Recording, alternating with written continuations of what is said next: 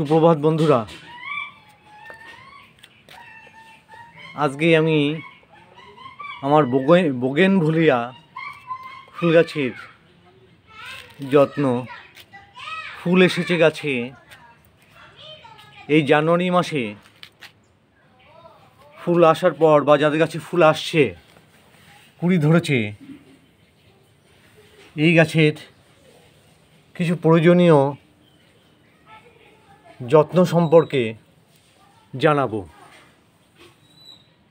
যারা আমার ভিডিওটি দেখবেন, ভিডিওটি ভালো লাগলে তাদের অনুরোধ করব আমার ভিডিওটি লাইক করবার জন্য। সেই সঙ্গে সঙ্গে অনুরোধ রইল, যারা আমার ভিডিওটি নতুন দেখবেন, আমার চ্যানেলটি সাবস্ক্রাইব করবার জন্য। এবং আমি যেভাবে পরিচর্যা করব গাছের, যাদের বোগেনভেলিয়া গাছ রয়েছে তারাও ঠিক প্রয়োজনীয় খাবার এবং সঠিক মাত্রায় প্রয়োগ করলে আপনাদের গাছও সুন্দর হবে এবং ফুলে ভরে যাবে। অপরূপ মনোরম এর বিভিন্ন কালার রয়েছে। আমার কালারটি লাল। ডাল কেটে লাগিয়েছিলাম, দেখতেই পাচ্ছেন আমি গ্রো ব্যাগে লাগিয়েছি, টবে দিইনি, এবছর টবে দিয়ে দেবো।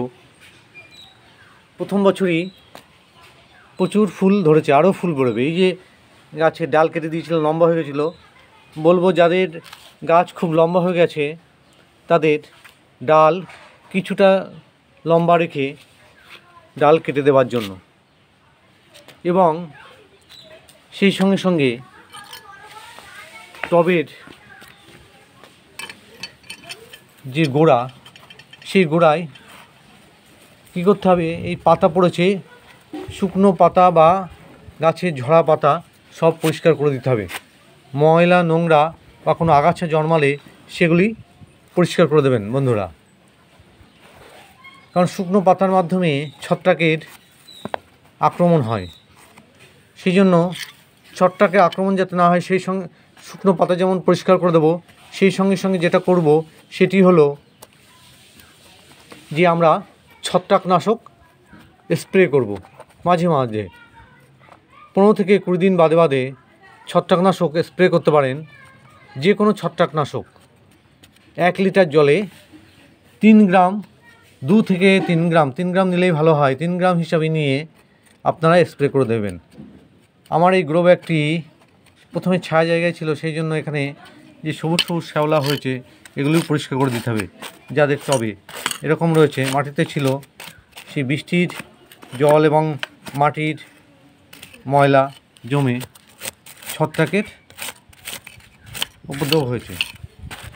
গাছে পর্যাপ্ত ফুল পেতে হলে প্রথমে যে জিনিসটি করতে হবে, গাছকে পর্যাপ্ত সূর্যালোকে রাখতে হবে।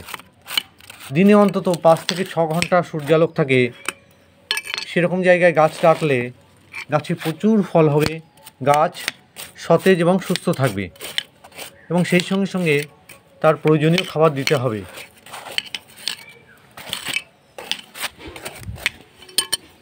টবের গ্রো ব্যাগের মাটিটি আমি হালকা করে খুঁড়ে নিচ্ছি। খুঁড়ে নেওয়ার পর এর বিভিন্ন খাবার আমি দেব।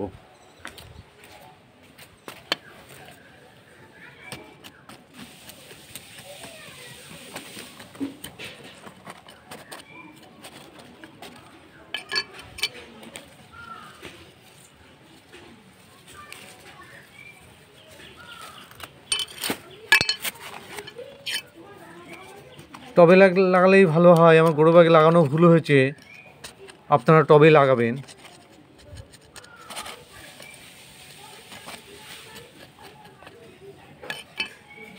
এবার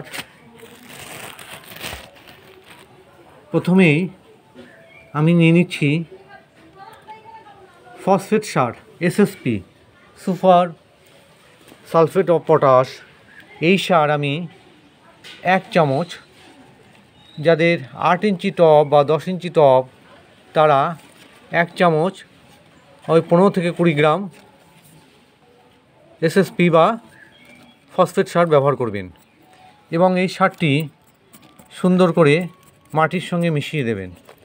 এই সারটির কাজ হলো মাটিকে জমাট বাঁধতে দেয় না, মাটিকে নরম রাখে।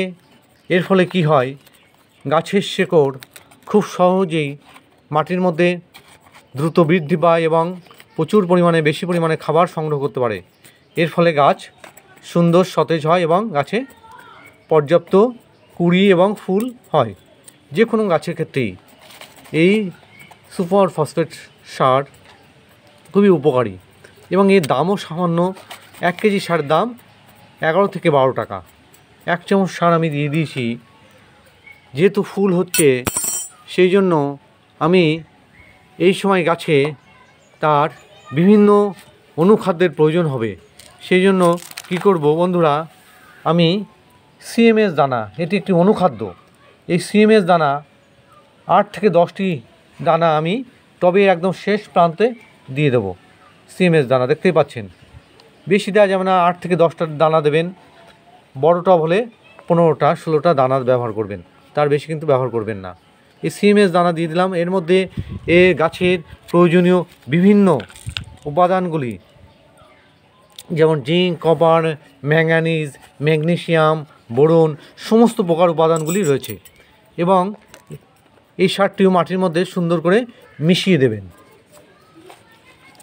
এই সিএমএস দানা না পেলে আপনারা বাজারে যে সমস্ত অনুখাদ্য কিনতে পাওয়া যায়, ডাস্ট বা গুঁড়ো, সেগুলিও ব্যবহার করতে পারেন। বিভিন্ন নামে রয়েছে, যেমন কপারেল রয়েছে বা মাইক্রোনিউট্রিয়েন্ট নামে রয়েছে। যে কোনো উপাদান মাইক্রোনিউট্রিয়েন্টের আপনারা ব্যবহার করবেন। এখানে আমি নিয়ে নেব আরেকটি উপাদান, সেটি হলো এটা হিউমিক অ্যাসিড। হিউমিক অ্যাসিড একটি টবের জন্য, টবের মাটিতে 1 থেকে 2 গ্রাম দেওয়া যায়। 2 গ্রাম, বড় টব হলে 2 গ্রাম।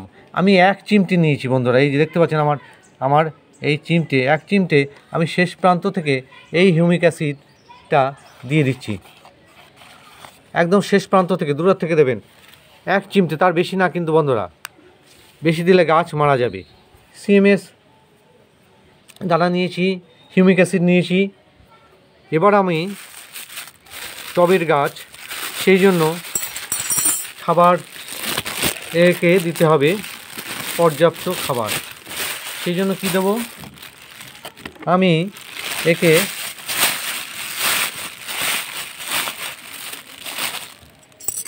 শিংকুচি, আমার শিংকুচি 1 চামচ শিংকুচি দেব। এই যে 1 চামচ শিংকুচি দেখতে পাচ্ছেন বন্ধুরা, 1 চামচ শিংকুচি আমি দিয়ে দিচ্ছি সুন্দর করে।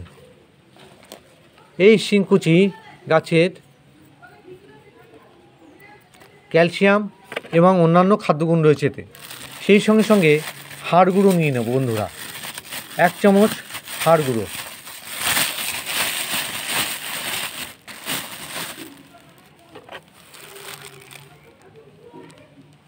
এক চামচ হাড় গুঁড়ো নিয়ে নেব। এই 1 চামচ হাড় গুঁড়ো সুন্দর করে গাছের গোড়ায় দিয়ে দিচ্ছি। এই দুটি উপাদানও আবার আমি সুন্দর করে মাটির মধ্যে মিশিয়ে দেব।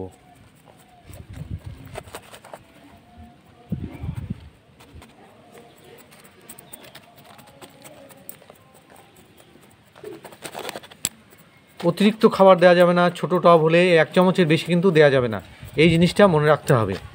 অতিরিক্ত খাবার দিলে কি হবে, গাছের মাটি অতিরিক্ত গরম হয়ে যাবে, গ্যাস হয়ে যাবে গাছের গোড়ায়, এবং তাহলে কী হবে, গাছ আস্তে আস্তে শুকিয়ে মারা যাবে।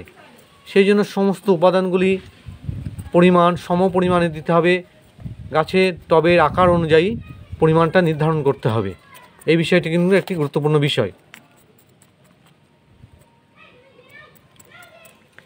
এবং আমি আরেকটি উপাদান দিয়ে দিচ্ছি, আমার সুফলা সার, 8 থেকে 10টি সুফলা দানা। বন্ধুরা দেখতেই পাচ্ছেন, এই যে 8 থেকে সুফলা সার। এই সুফলা সার আমি 8 থেকে 10টি দানা ব্যবহার করব।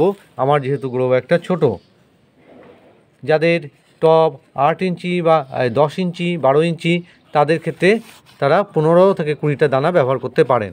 এবং এই সারটি একদম শেষ প্রান্ত থেকে ব্যবহার করতে হবে বন্ধুরা। এই সারটিও মাটির মধ্যে মিশিয়ে দেবো। আমি যে সমস্ত উপাদানগুলি ব্যবহার করলাম সেই সমস্ত উপাদানের মধ্যে শুধুমাত্র হিউমিক অ্যাসিড এবং এই সুফলা সার এই দুটো বাদে বাকি উপাদানগুলি আপনারা মনে হলে একসঙ্গে মিশিয়ে গাছের গোড়ায় দিতে পারেন। এবং সুফলা সার এবং হিউমিক অ্যাসিড একদম এটা মেশাবেন না, শেষ প্রান্ত থেকে, তবে শেষ প্রান্ত থেকে আস্তে আস্তে দিয়ে মাটির মধ্যে দিয়ে দেবেন।